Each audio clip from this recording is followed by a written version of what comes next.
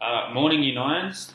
Today we're going to step into the shoes of an ecologist. Ecosystems are like giant puzzles. Every plant, animal, and even non-living factor plays a role.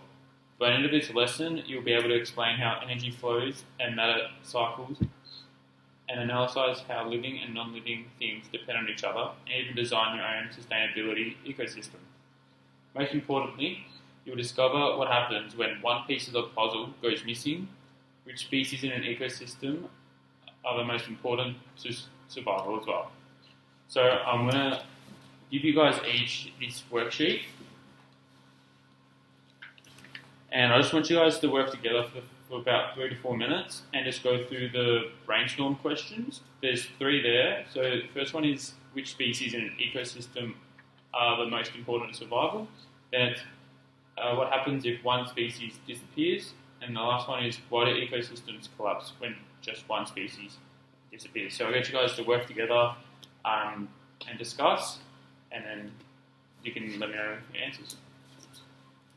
If you have any questions, can we ask questions? Yeah. Which species in an ecosystem are most important to survival? Food. Food, yeah, absolutely. Food would be cool. Other animals keep the population down. So,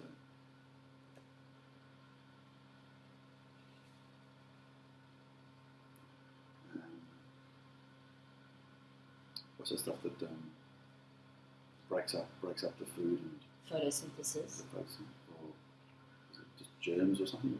Is it Decompose. decomposes? Is it fungus or something?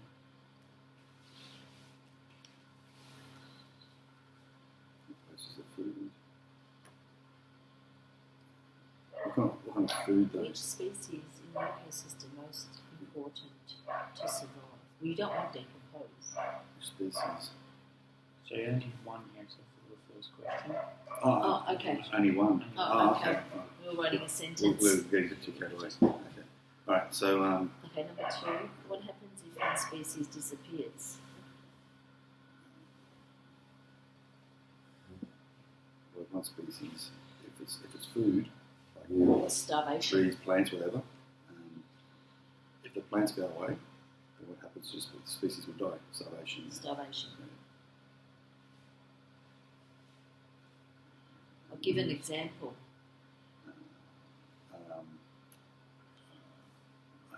Giraffes eat trees. If there's no trees, then giraffes will die. Yeah. Yeah. Does that make sense? Yeah, that makes sense. I can't spell giraffe. Trees. Or anything that eats grass. Yeah. Third question. Why do ecosystems sometimes collapse when just one species disappears?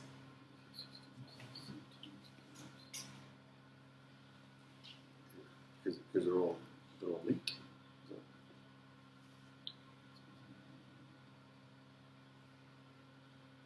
Because they all need food.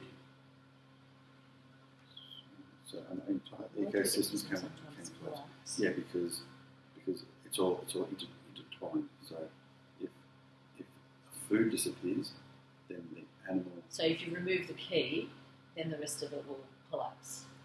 Because it's all intertwined. Well, animals eat food, but then for food to grow, it needs Decomposing of and animals. and bacteria and stuff for things to grow. Yeah. So you take any of those out, and then there's animals that need to eat the food. So it for has a example- ripple effect. Okay, good. Then, I think we've got all those. I think we're done here. Yep, we're done. So I had some of your answers. The giraffe one was really good, and then you had ripple effect, such as like introducing foreign species to an environment. So now the next one is going to be you guys creating like your own web, which is it's called a sustainability ecosystem web, and it's going to include at least 2 producers, 2 consumers, and 1 decomposer and 2 abiotic factors. So before we do that, let you guys a little prediction challenge just to get you guys thinking a bit more. So I've got three, in part B on your sheet, I've got three scenarios. So the first one would be if producers such as plants and algae disappear, what do you think would happen? Everything will starve. Yep, that's perfect. So write that down for that one. And the next one is if decomposers such as fungi and bacteria disappear, what do you think will happen? The plants won't thrive. Yep, Right. and nutrients also won't recycle. And the last one is if a predator species disappears, such as like dingoes, what do you think would happen in that environment? There'll be an overpopulation Yeah. of Yep. Overpopulation. Yep, perfect. So now I'll get you guys on the other side of your worksheets to draw the ecosystem web, and using some of those predictions, it should help you, and try to keep everything in different colours. So I'll give you about 7 minutes to do that one, and you can work together, of course. So two producers, two consumers. So grass can be a producer. I'll do that green. Two consumers, one decomposer.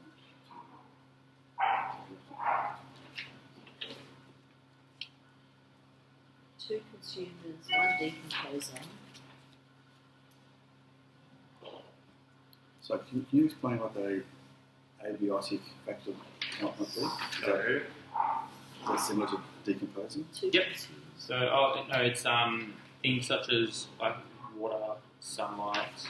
Gotcha. So those are two you can use. Two abiotic factors. Okay. So what would you do for So for grass is a producer, and a tree can be a producer. food? Yeah. And males.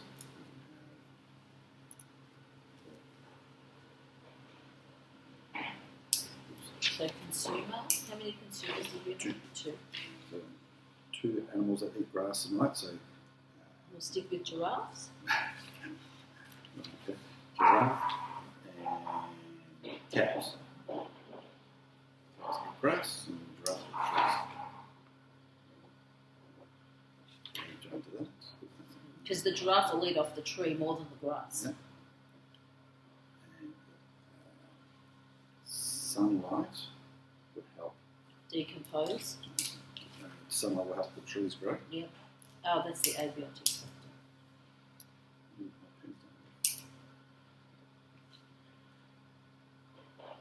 Oh, you need water though. Is water a abiotic? Yeah. It is. Yeah. So water will help the grass and the trees grow. And Nutrients? And the animals, that's a good point. And algae would help the grass and the trees. What's the word? Decompose? Create the bacteria to break down. Oh, hang on. Will help break down the dead animals and animals' leftovers, and will help feed the trees and the grass.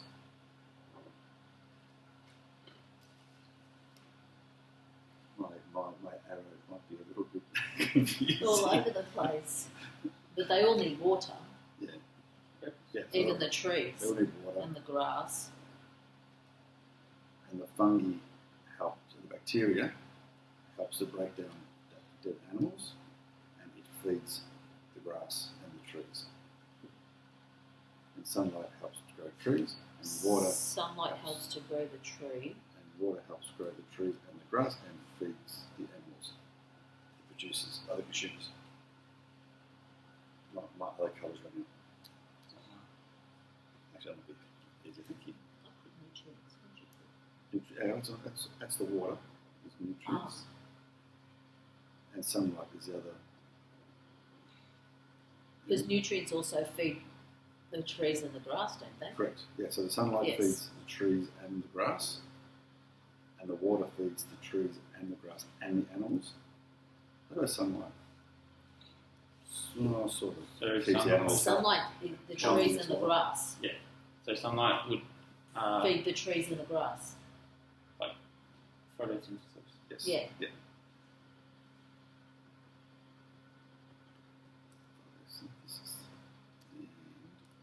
Black Fungi as the algae. fungi, that's the one I'm missing.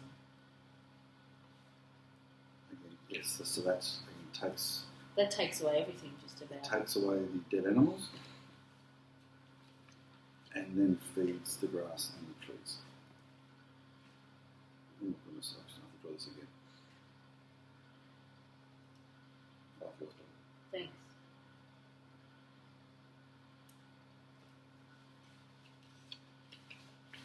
Missed anything? Yeah. Well done. How's that look? I'll have a look. So, guys want to explain? Okay. So, You can go. okay. So you've got your upside down. Your consumers, for instance, the cow and the giraffe. Yep. They would rely on water. Yep. And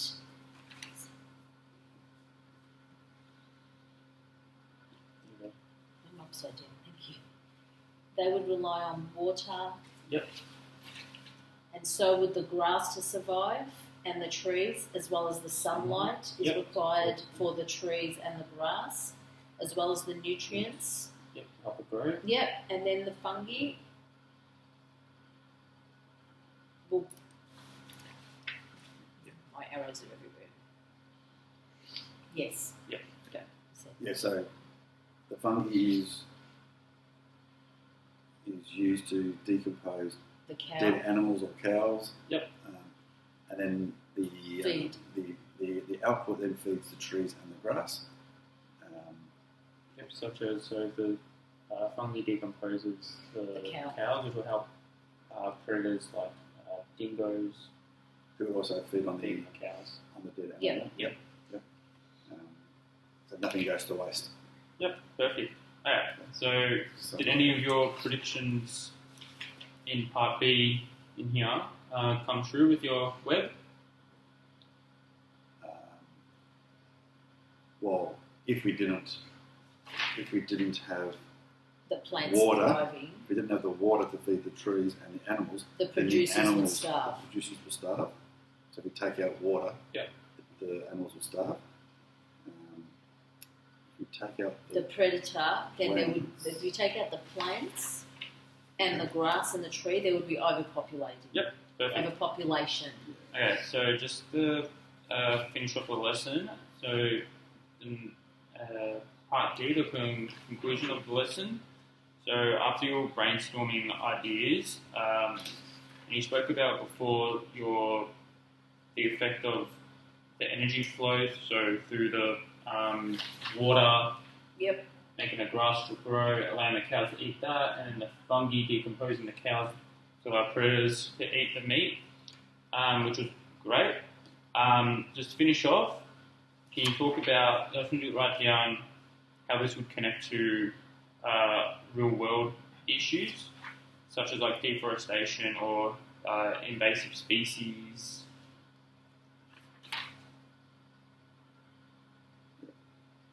So it'll be like If the, when they introduced cane toads in Queensland to eat, I think it was cane toads were to come and eat, was it other frogs? No. It was to eat some sort of species, and in the end they started eating all the cane or something like that. they overpopulated. Or the farm. Yeah, they started eating all the farms. So they were brought in to eat the pests, and they ended up eating all the farms. Yep. Like that, anyway.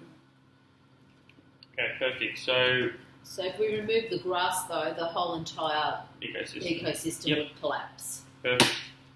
Another one could have been like the Australian dingo Yeah. exclusion fence, which caused kangaroos to overpopulate. Overgrazing.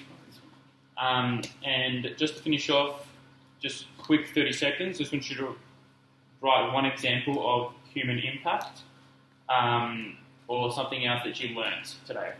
Just write it forever.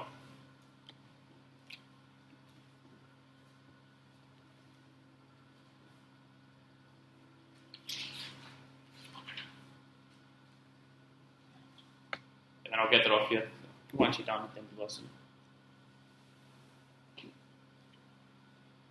Well, I suppose something like overfishing can remove, for the consumer, can remove the imbalance in places such as in the oceans. Yeah.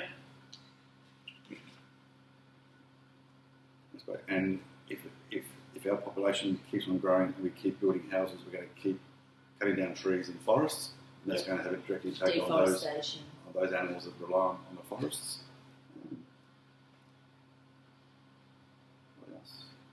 If the water got polluted, Yep. yeah, Perfect. that would affect the water cycle. Yep. Yeah. Good stuff, guys. I'll get those worksheets off you, and you can enjoy your lunch break now. Thank you. Thank you.